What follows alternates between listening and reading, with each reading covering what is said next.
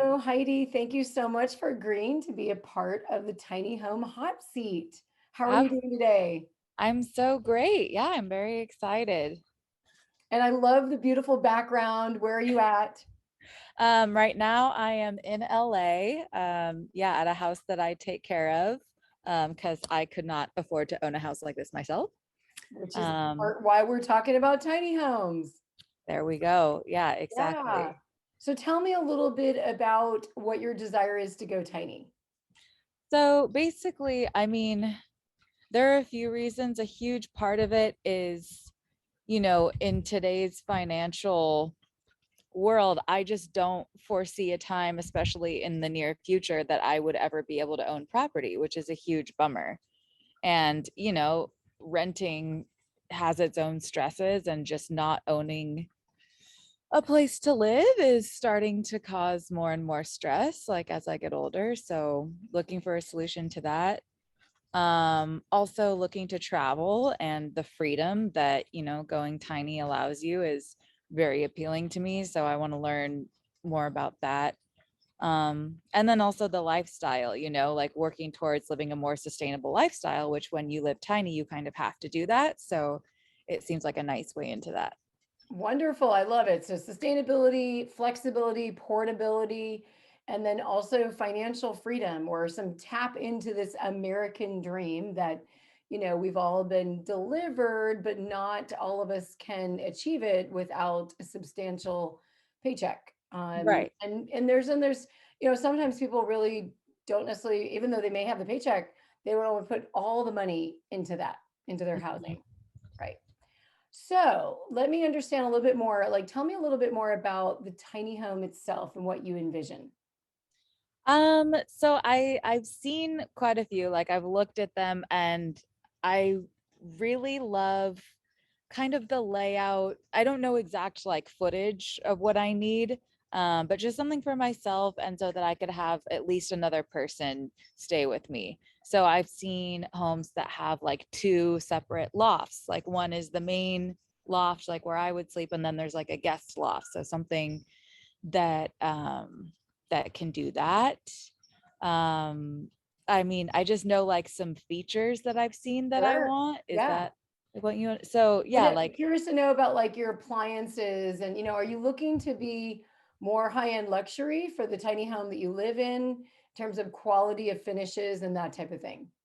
yeah, I think I would like to go as luxury as I can, as luxury as I can afford. Like I've seen some that have like a sauna, and that sounds amazing, and also with like the double doors, that's something that's really important to me, because like I live most of the time in LA, and so I would want to do like an indoor outdoor living thing and just have those double doors open a lot Yep. of the time.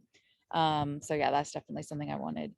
So in terms of, have you done any research around pricing a tiny home or talking to builders or friends that have done it, to figure out your budget for this? I don't know a lot about what I could get for my budget yet. Like that's something I would love to learn more about. I think I probably have more questions than answers. What I can So, share with you in a quick, and this is available for everyone watching this as well, is that the pricing per square foot, where you really save up money is when you DIY it. And I'm kind of going on a limb here. I'm assuming that a builder will build it for you. yes. Okay, so we're going to shift away from there's DIY, then there's full 100% custom, like you're, taking it from the drawing board scratch. And then there's one step before that, which is really buying a model. And that I think is the most cost effective. There's a lot of builders out there that have really worked for a number of years. This whole industry started custom. And now, after so many years, they've really figured out like, look, you've kind of got these 4 or 5 models. Now we can tweak within these models. And that's something, I'm just going on a limb here that sensing into luxury, the double loft, you're probably in the 300 square feet. You can go Okay. up to 400, but it gets quite large at that point. And so flexibility and portability for moving these when you get into 400 square feet, those are big babies to move. So 300 is a really good size that could either be a bumper pull where you've got the full, access to the flooring below, or it kind of goes up in steps and it juts out over the truck. And that really depends on how many times you're moving it. We've seen 40-foot bumper poles, and we've seen 40-foot, gooseneck, which goes out over the truck. Oh, wow. Probably in the 300 to anywhere in the $500 a square foot. And I know that's kind of a range, and it really comes down to those appliances. And like you said, the sauna, or if you want a bathtub, those kind of things that play a role. Right. Okay. So at that point, we just sort of take out the calculator and let's just go at 500 times 300. At a higher amount, I would say 150,000 is probably on par for a really nice, luxurious home that you're going to love. You could even go in not just 8 feet wide, but 10 feet wide. It really depends on where. And so that leads me, let's, before we get into the where, sorry, I could tell myself, tell me a little bit more about financial, because would you need financing for that? Yeah. Okay. What I Yeah, can I'm not tell sure you, how that all works and like who it goes through and all of that. what you would want to do is find, there's two companies. So there's really personal loans are really available for tiny homes.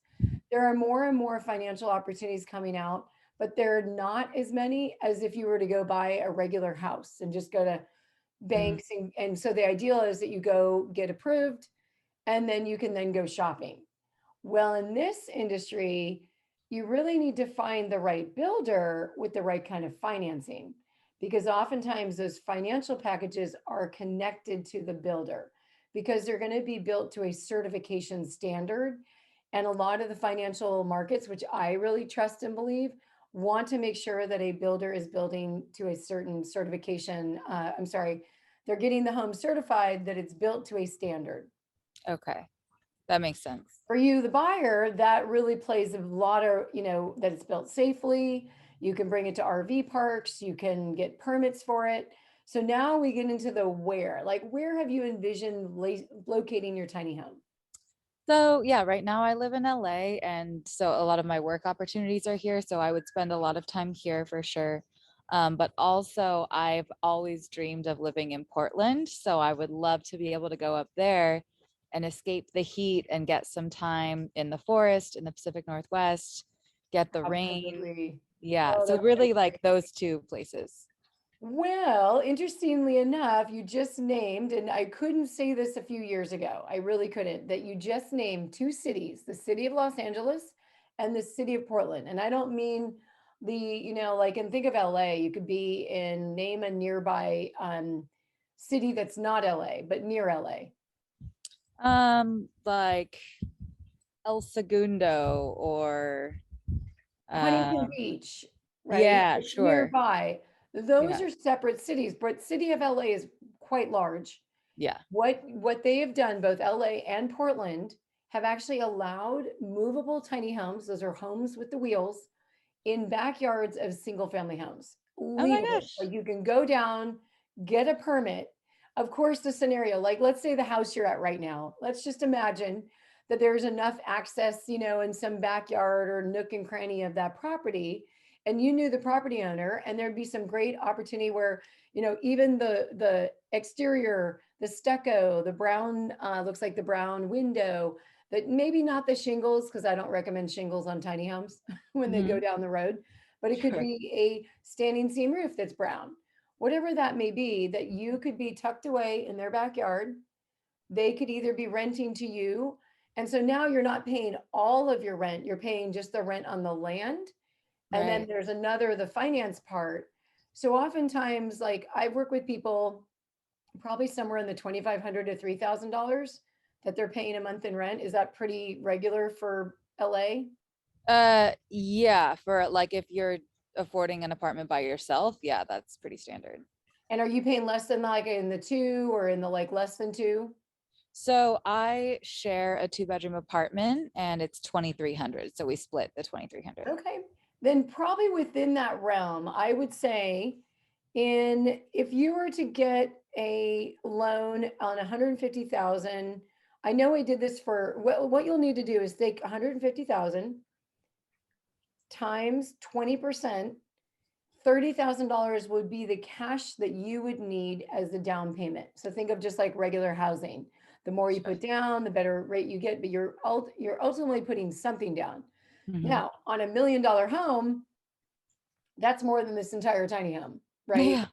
In this scenario, the $30,000 is, is doable, but that would be something, would that be something that you would need to save up for? Yes. Okay, so that would be the first goal. Like, all right, save up for the $30,000. If for some reason with your credit, that's another part, working, if you need to work on credit repair or any of that during that time that you're saving, you would do all of that. And then once you have the 30,000, let's just say they only need 10%. You're like, yay, Mhm. now you can buy the deck. There's setting fees, there's transportation costs and permit fees and all those other things. So if for some reason you didn't need the full 20, I just like to say 20 because there are some cases with financial and the credit score and all that it's a wise number to target. Right. Does that help? Yes, very helpful. Cool. Yeah. And then what'd be great, so now we got let's just take the 100, I'm going to take round numbers so that I've done this math. So $100,000 loan, which yours would be a little bit more at 7%. Their interest rates are a little bit higher for personal loans than your regular home loans, but you're obviously not borrowing $1 million either. But for 100,000, 7%, 23 years, it's about $700 a month. Then Oh, if you were to wow. add in LA, you might be in the like $1,000 a month for like a land rent plus the 700. So you're looking at about 1,700, a little bit more than you're paying in rent, but that $700 portion is all you, and Yeah. the faster you pay that down, obviously the lesser interest you're going to pay, all those other things go into effect. But the reality is you're not tackling $1 million home. You're going after a less than $200,000 home. Yeah. Which is like unheard of in the whole state of California. So, Right. And especially in LA or even in Portland where, prices are going higher all over the place. We've just produced less homes over time and there's more people that want to live in them. yeah. So with the land part, I think between Portland and LA, the one thing for you would be to kind of think about your network, think about the people that do own. There is no matchmaker app that we have yet right now, but that is something that a team of us and I are working on because it's so needed. Like a person that owns the land and a person like yourself that would have the tiny home, wouldn't it be great to collaborate and, find a way to, connect together and that you would rent space. Now, unless you wanted to get in with another group of people where then you were able to purchase land together, and that just gets into more conversations, tenants in common, things like that. Cool. Yay, wonderful. Well, I'm so excited you were able to join the hot seat. I hope, what out of what I shared with you, what was your biggest takeaway?